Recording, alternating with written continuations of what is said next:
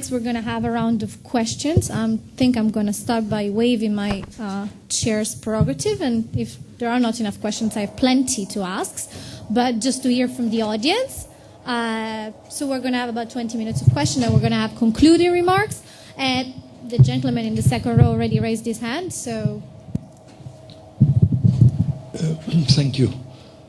I think we're getting to the end, and the feeling is Turkey, a big country, which we always thought is very strong, gets weaker and weaker with speaker and speaker. But the question I want to raise to Galia is, Turkey managed to press Syria and absorb the area which is called, I don't know how the Turks call it or the Syrians call it, but the northern part, I just lost it. Yeah, but it has another name. Alexandretta, that's the one. And what does it play a role? I mean, there are Alawites there, as far as I know. There are Muslims there, and they speak Arabic. And there were news in the newspapers about things going on there. But it wasn't mentioned during the whole conference. So maybe you can add something.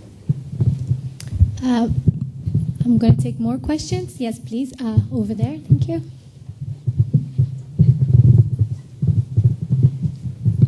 Yes, I would like to make a comment regarding Professor Imbar's comments.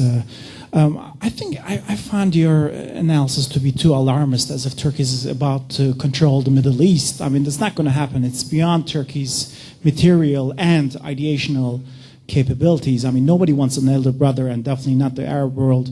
They definitely do not want such a elder brother. So I don't think that's going to happen. I don't think it's a possibility at all.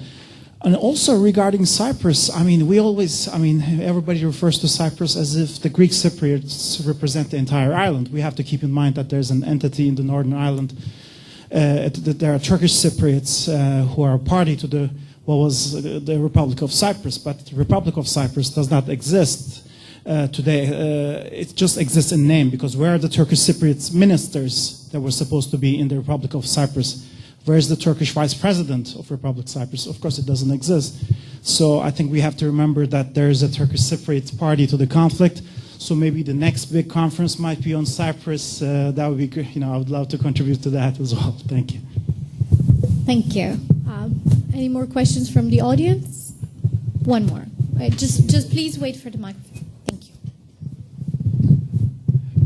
There might be a consensus with a weak Assad, but in the region, a weak leader doesn't exist. Or you are strong, or you disappear. And the final question for this round. Gaia, I want to more challenge you on this, the military options that Turkey has. It doesn't have any military options. I think... first of all, you talked about that Turkey will go in to deal with the Kurdish terror problem from Syria. There is no Kurdish terror problem from Syria. I mean, the PKK is in Iraq. It hasn't moved to Syria. The topography of Syria is such that it doesn't allow you to do military operations. And the PKK, by the way, doesn't need any help either from Iran or from Syria to do its operation. It's probably at its peak now in terms of strength since the late 1990s, before Öcalan was captured. So, this notion of military, I mean, you pointed out that there's enormous opposition in Turkey, not just from the opposition, but also within the AKP to military operations. And this is why they keep asking the United States to do a no-fly zone. They can't do it. And but the interesting thing here, that you said in passing, that the Turks feel that the West has abandoned them, they're not helping on the Syrian crisis. The Turks have not asked for any international aid on the refugees. Right? And the question is why? I mean, this is a huge burden. Yes, they have the resources to do it, but they haven't asked. And the Americans have said, we will help you. Just ask. So why not?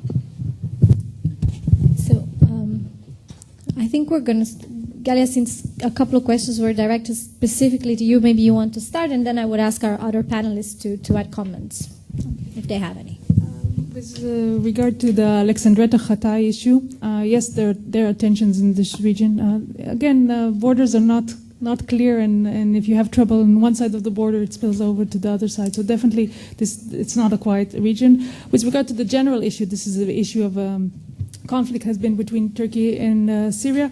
During the honeymoon years, when Turkey and Syria signed the free trade agreement, basically there was a recognition of the existing borders, which meant that this was a Syrian concession. Now, whether the new regime in Syria will accept this or not, I cannot say, but supposedly it was somehow solved. With regard to the question on the weak leader, you can be a weak leader in the Middle East if you have somebody backing you. And my point is that this will be a weak leader that Turkey will back, at least, again, in northern Syria. And that's why Turkey will have much influence in this future scenario. With regard to the questions of Henri, I agree with you. The threat to Turkey from Syria is not serious. It's mainly an internal problem. You're right, most of the PKK is in northern Iraq, although many of these people are originally Syrian. Some of these people, not many, but some of them are originally Syrian Kurds, so there is a basis. Again, I think this will not necessarily be a rational fear. But this is you know better than me that this is the Turkish psyche, that the Kurdish problem in some respect is not an internal problem. It's from the outside. It's been the outside forces are bringing it up. So in this respect, again, I do think they have options. You're right. The terrain in Syria and northern Iraq is very different, and for the PKK, the northern Iraq was in heaven because of the mountains there. But I wouldn't completely erase the possibility that there will be some. Again, it will be limited actions, cross-border actions. All I'm saying that they won't ask for permission from anyone. They will look at it as their natural right if they will think it necessary. But maybe it won't happen. I agree with you. And with regard to the refugee question, that's a very interesting question. I think at first Turkey was very open to the refugees because it thought this was another way to bring Assad's fall. That will be quicker this way. That was one issue. I think it's also an issue of pride. And Turkey is, of course, compared to its neighbor, it's much more able to absorb the refugees.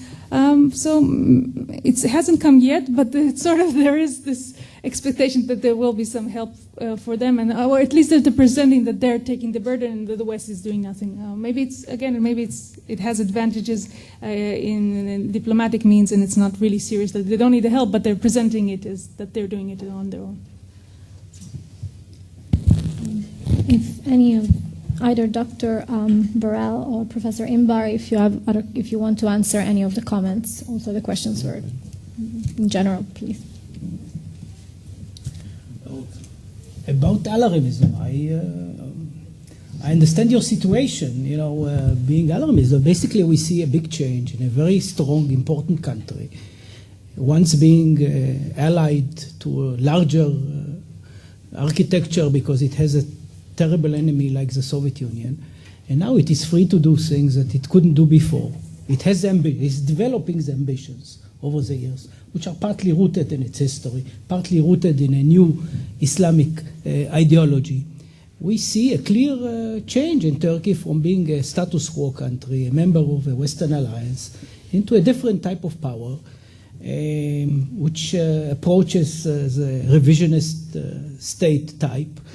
And listen, first of all, I indeed ready to be alarmist. That's my mode of thinking, worst case analysis. I think we should be prepared for a very different Turkey that we have come to know. I was accused of alarmism on other issues on Israeli foreign policy, and unfortunately I was right. So I wish we'll see a rosy picture, but I think that one thing that the Arab Spring has taught us that there are surprises, and we should not rely on rosy scenarios. We see the developments in Egypt in front of our eyes. So sometimes being alarmist may be the right policy for the future. No, in fact. Okay. if I'm gonna have another 5 minutes, so if you have one more question, we can have that, and then we can have closing remarks. So please. You say that the side because doesn't exist anymore. Does it mean that the borders will be withdrawn, and on what basis? First of all, I didn't say it. Odederan said it, but I think that there is something, in it that we see a fresh mish, in the Middle East, a new era, and we may see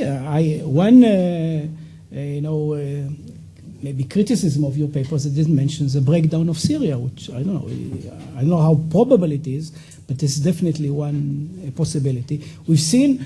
By the way, the Arab Spring showed us two things.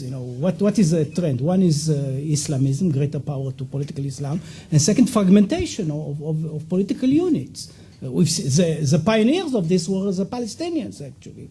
We see it in Iraq. We see it elsewhere. So why can't it happen in Arab countries that partly are still very tribal? So I think that we may see new borders. I'm conservative, but not that conservative, Great. Thank you. So we're going to conclude with some closing remarks from the director of the Institute for National Security Studies. Please, Amos, if you want to take the podium.